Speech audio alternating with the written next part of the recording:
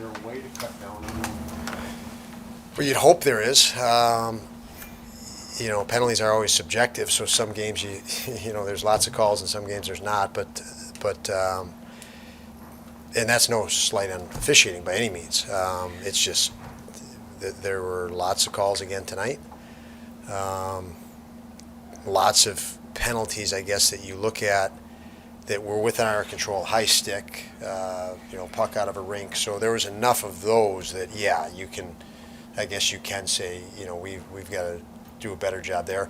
Then you ask yourself tonight, fatigue, emotions getting the best of you, what might be the case as well. So, of course, one full period, 20-some minutes of special teams is way too much for any game. There's no rhythm. There's no, guys that are on special teams guys play more, and guys that aren't sit there and there's no rhythm to the game. So, especially in a back-to-back situation for us, that makes it a lot more challenging. So, yes, there were some penalties we took that we clearly, it was all our doing. I don't want to get into say penalties because we have no control over calls, so other than the ones we, like I said, the blatant ones that we, that are not as subjective, I guess. What's allowed Dylan to have this sort of consistency when it comes to the offensive production? He hasn't gone in consecutive games of 0 points this season, so it's been a regular point recently. Just competitiveness. I mean, obviously the other stuff is obvious: his talent, his skill, his commitment, dedication. But the bottom line is, when you're doing it day in and day out, you're a competitor. And he fights, he battles, he scraps. We all see that, and that's the difference. And he's in situations where he's in power play situations. He scored shorthanded last night. He's in a lot of situations. He's getting key ice time because of his growth, which helps. And he's just maturing. He's a much more mature player than he was at the end of last year. So I think all of that. He said the other night he's learning from Tage how to use his body. Do you see him learning a lot from Tage? Yeah, it's nice when you as these players grow and get more experience and get better, they feed and learn off each other. I mean, most of what any player that even enters the NHL learns is from watching other players. And so when your team gets to that level, where Owen Power can watch Rasmus Dahlin every day in practice, and so it does. It helps everybody, and Tage and Dahlin on the back end have been great examples in that. You're in the top 5 in the league in offense. You're in the bottom 5 in defense. Obviously, offense matures first. How do you tighten up some of these games, even just a little? Well, you heard me say the opposite about offense. It takes a while to develop the offense, and it's taken a while. We have a line that we feel is a number one line. Cozens is maturing. We're going to see Peterka and Quinn score a heck of a lot more than they're scoring now. It does take, on the defensive side, it's again, the last 3 games especially, it's been special teams. That has swung momentum and swung. And then I would say the other thing to that, it's less systematic when you go through it on the film, more what we're doing with the puck, which is also, when you gain experience, you gain a little bit more calm with the puck. We're hitting skates with a little anxiety upon possession, and then it's back before we can even defend. So,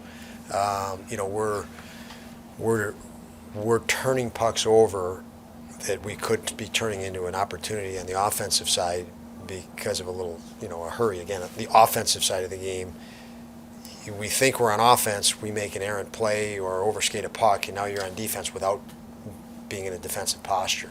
Those are the areas that we seem to be giving up more opportunity, and more chances against, I would say. UPL gave up 5 goals in the first 40 minutes, and really, probably only 1 goal I didn't like. But how important do you think was the third period for him to really battle, make some saves, to keep your team in the game where it was 5-4? Yeah, it was. We just discussed it back there. He was really good in the third period, which was nice to see, because I'm sure he wished he had another opportunity. He had 1 or 2 of those in the second. And not to say he was, he's at fault. It just, he probably could have had him, knowing him as an athlete. But for the third to rebound and bounce back and keep that game tight was a real good sign. He did it confidently, and that was a moment where they could have challenged his confidence quite a bit, especially with you're throwing Makar and McKinnon and Rantanen out there. Makar was over 30 minutes. McKinnon was close. That's half the game for those guys, and so yes, it was a good sign to see him confident. How do you feel like he's handled the last couple of weeks in general? He's gotten some tough opponents here. Yeah, I mean, I think he's handled it. We've said it a lot. He's in a development phase of his career, and I think he's taking in these opportunities to grow. His confidence looks good, and he's fighting, battling, scrapping, and he's working to improve every day. So I think it's been a good stretch in that regard for him. Those 50 seconds after Colorado tied it on the 5-on-3, puck never left the zone. They have the best power play in the league. Bednar just said he thought it was the best they've looked on power play all season. What made it so difficult to sort of get anything out of there or make a play against it? Well, again,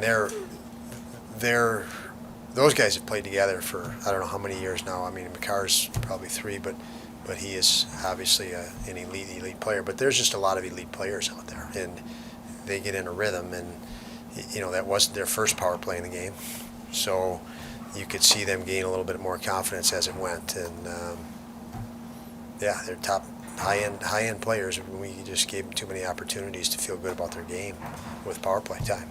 Coach, can you talk about the play of Kyle Wilson? Kyle he's very consistent, hardworking captain. He definitely performs as a captain every night.